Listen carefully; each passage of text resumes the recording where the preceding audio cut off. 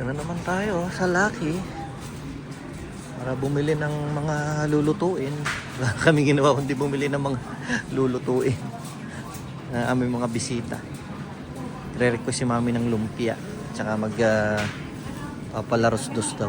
Ubus na yung patata sa atin. Bili ka na. Wala na.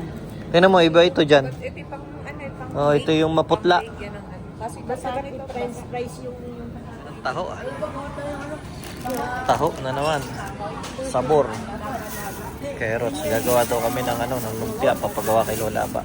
Tapos ito, pag may lumpiang Shanghai na, ito ang sausawan.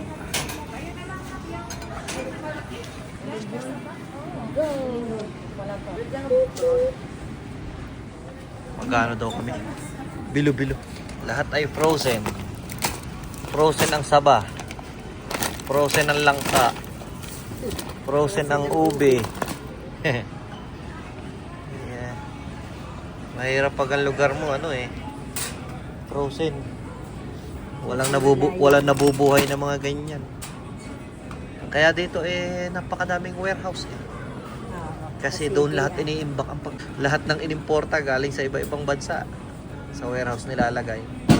Kaya walang patay dito ang warehouse business. Tomato sauce daw. Meron lang tayo tomato paste Tomato sauce, hindi ko alam. Mas gusto daw nila tomato sauce sa sa menudo. Racing. Racing din daw. Thank you. Karne. Kailangan may imbak na karne. Pansinigang, pangnilaga. Oo, para sa aming mga cook.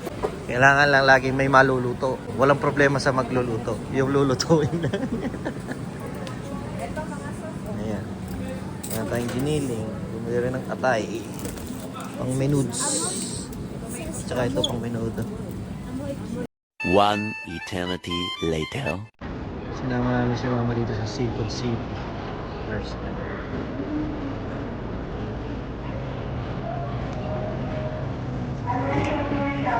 Paborito dati ng mga bata ay sabaw ng sinigang at pork barbecue. Bansang ulam.